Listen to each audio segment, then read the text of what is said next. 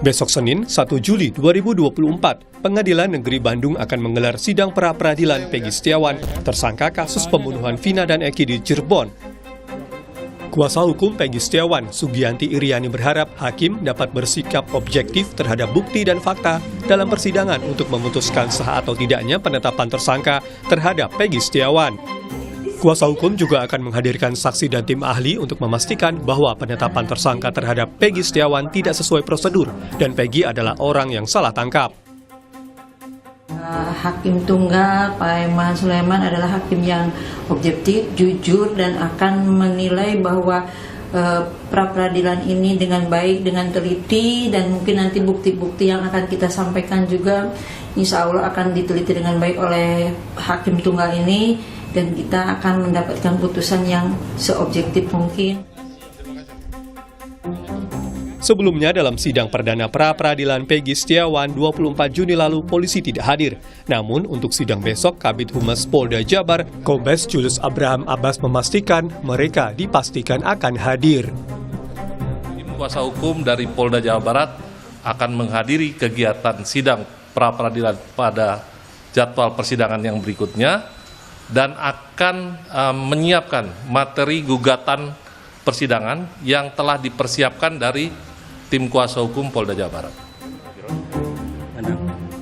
Di tengah sidang pra-peradilan yang akan dihadapi Peggy Setiawan, Kamis lalu Kejaksaan Tinggi Jawa Barat mengembalikan berkas acara perkara Peggy kepada penyidik Polda Jabar. Pengembalian berkas dilakukan karena jaksa peneliti menilai bukti dan fakta dalam berkas Peggy belum lengkap. Kasus pembunuhan Vina dan Eki yang terjadi 8 tahun silam hingga kini masih menjadi sorotan karena sejumlah kejanggalan termasuk penghapusan nama 2 buron dalam kasus pembunuhan ini. Tim Liputan Kompas TV.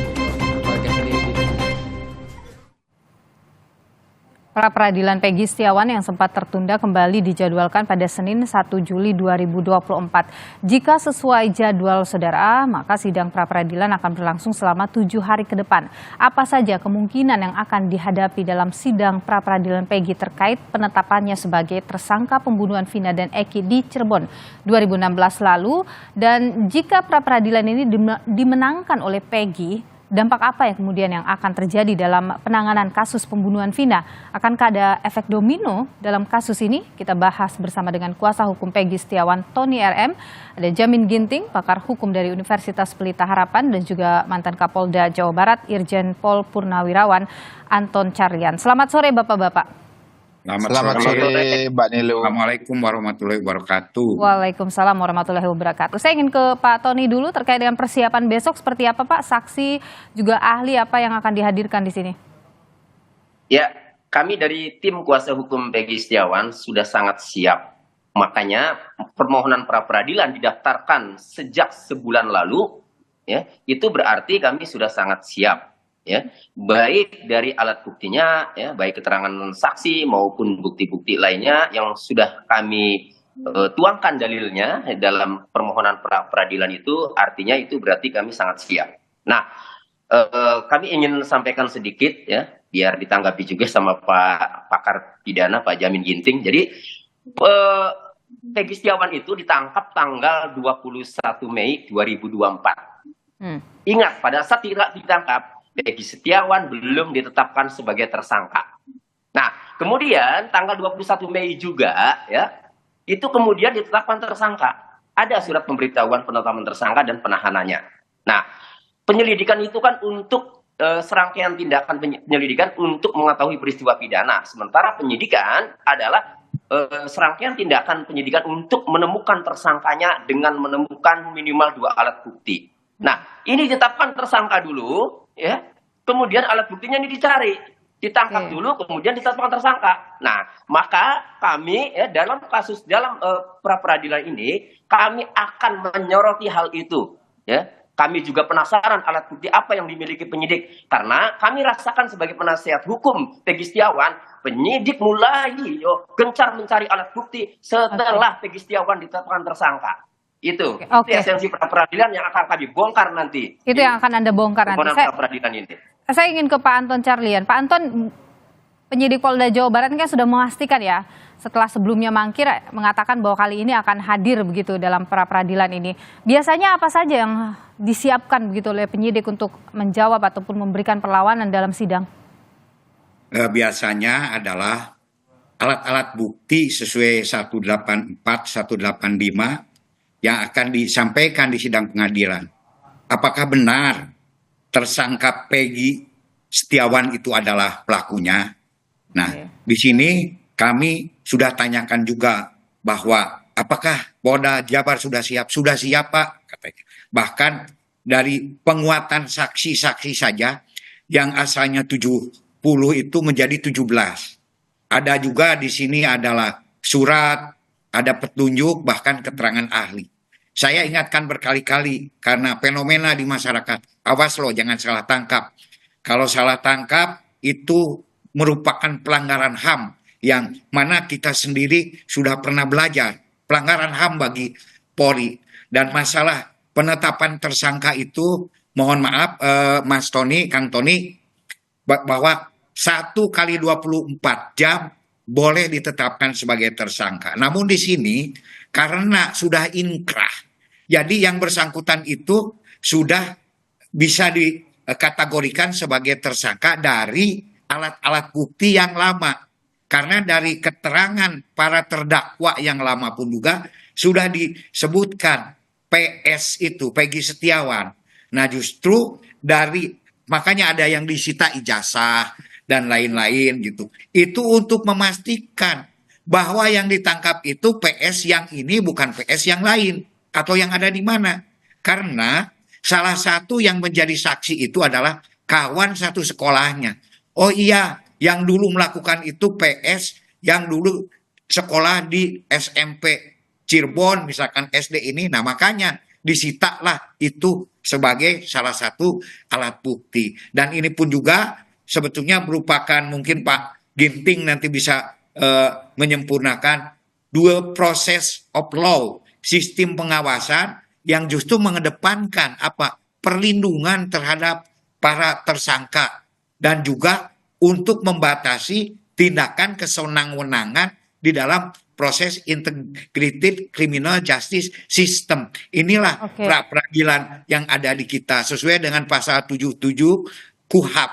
Jadi itu jelas Polda Jabar. Kenapa kemarin saya tanyakan juga, kenapa kemarin kok tidak hadir? Harusnya segera hadir. Bukan begitu, Pak. Kami sedang lebih menguatkan alat bukti yang kami tunggu yang memang sangat signifikan. Sehingga baru selesai ya pada hari Jumat Sabtu ini. Apa itu alat bukti yang sangat signifikan itu, Pak Anton? Wah, kalau dibuka di sini nanti. Pokoknya nanti kita saksikan sama-sama. Kita hormati sama-sama.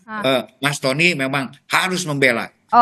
Jadi jadi kalau tadi yang disampaikan oleh Pak Tony soal alat bukti penetapan dilakukan terlebih dahulu baru kemudian polisi mengumpulkan alat bukti, itu terbantahkan dengan karena sudah inkrah itu, begitu ya Pak Anton? Ya betul saja. Namanya sudah DPO, sudah DPO itu tidak mungkin DPO saksi. DPO itu sudah tersangka. Baik. Dan yang sesuai dengan DPO itu sendiri, ya itu PS yang sekarang. Makanya ada fotonya.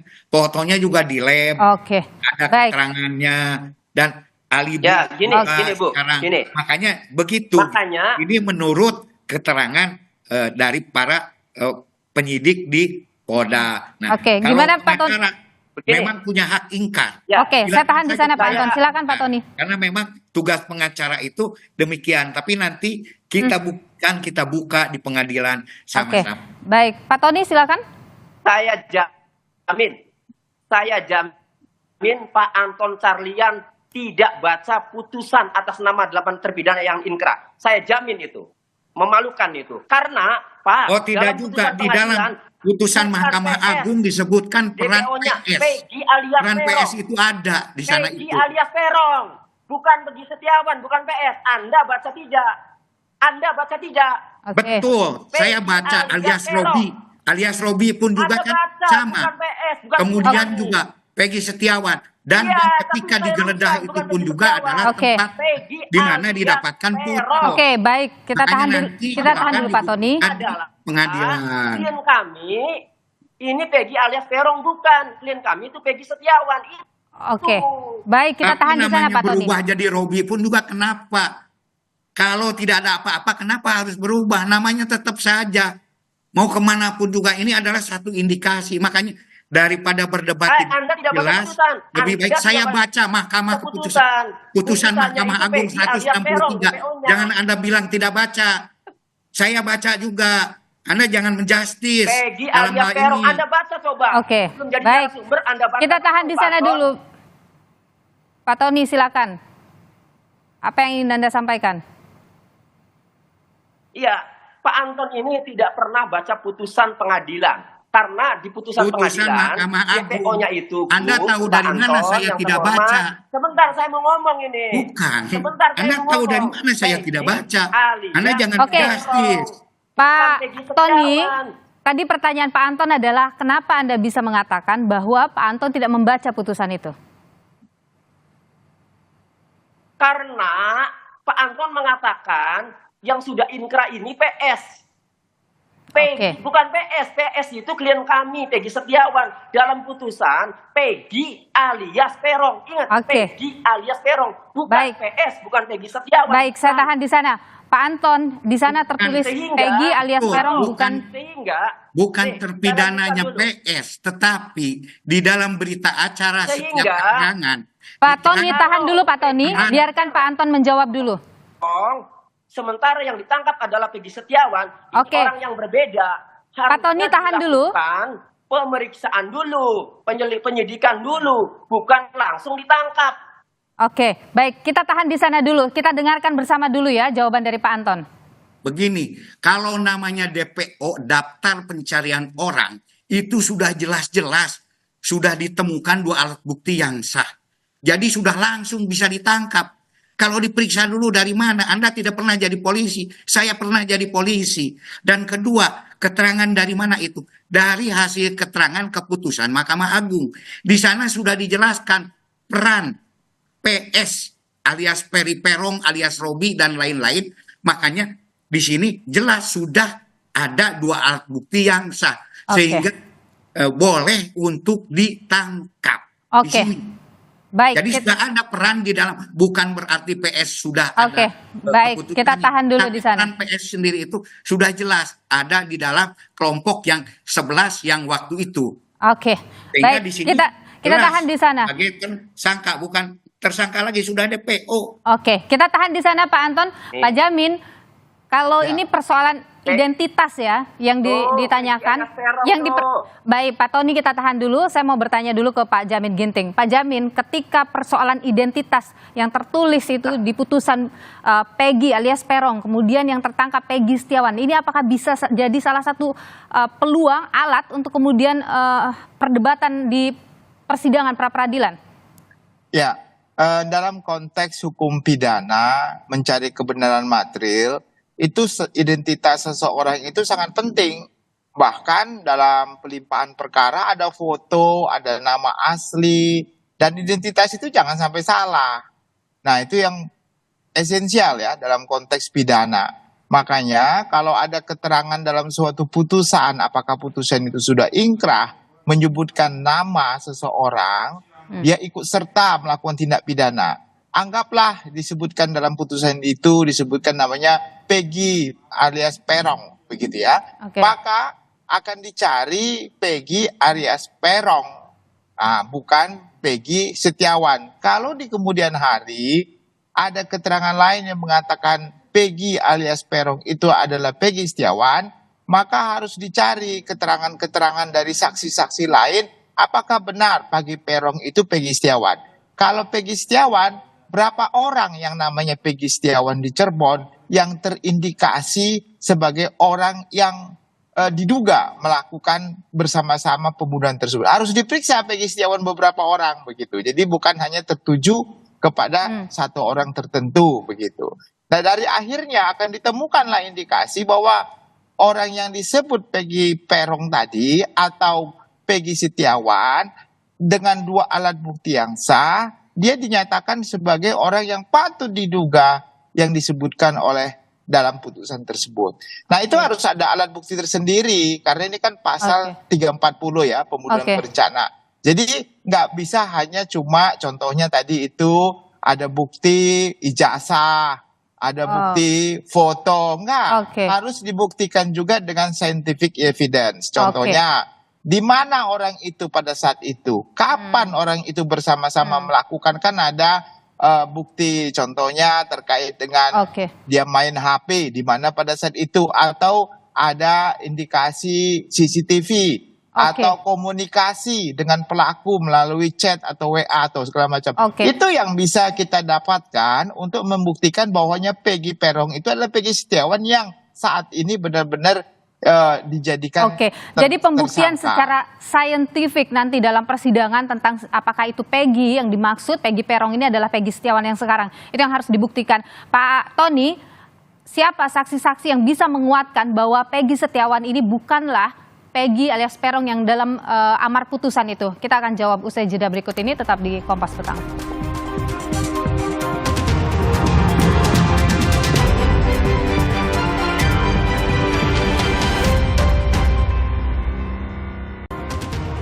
Kita lanjutkan kembali perbincangan kita sore hari ini, saudara. Masih bersama kami ada Tony RM, kuasa hukum dari Peggy, kemudian Jamin Ginting, pakar hukum dari Universitas Pelita Harapan, dan juga ada Irjen Pol Purnawirawan Anton Carlyan, mantan Kapolda Jawa Barat. Saya ingin ke Bung Jamin Ginting dulu. Bung Jamin, ketika misalnya dalam kasus ini dimenangkan oleh Peggy Setiawan, bagaimana dampaknya ini kemudian pada proses penyidikan dalam kasus Vina? Terkait dengan putusan pra-peradilan, tentunya kalau nanti dinyatakan penetapan tersangkanya tidak sah, alasannya apa?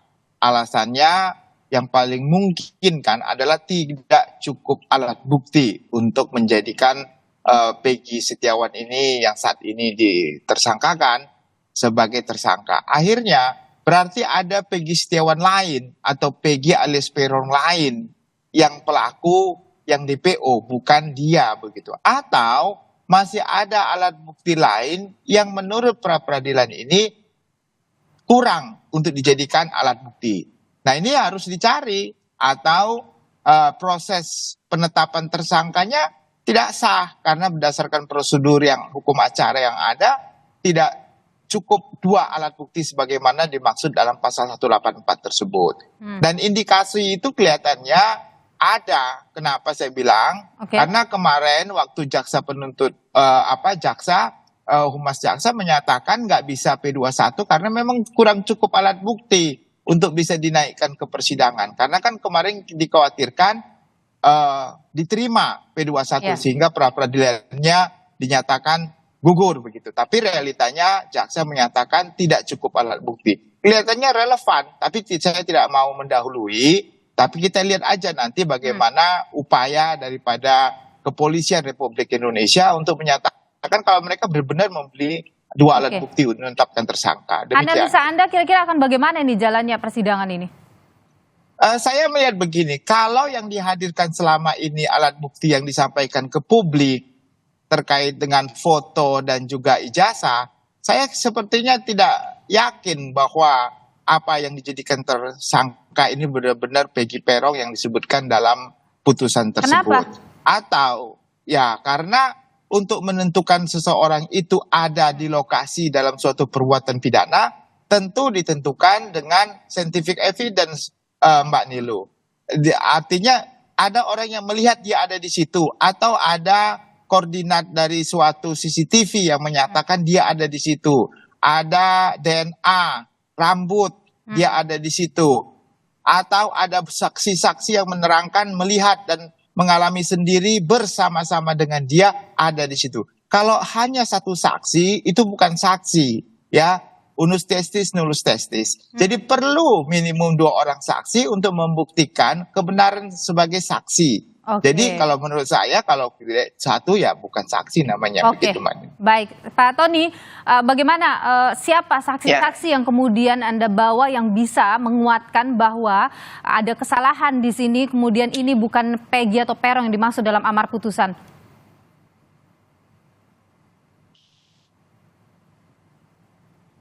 Ya, itu menunjukkan ya. Jadi tuh ya, ini nih Peggy alias Peron, bukan Peggy Setiawan, ini putusan Mahkamah Agung ya.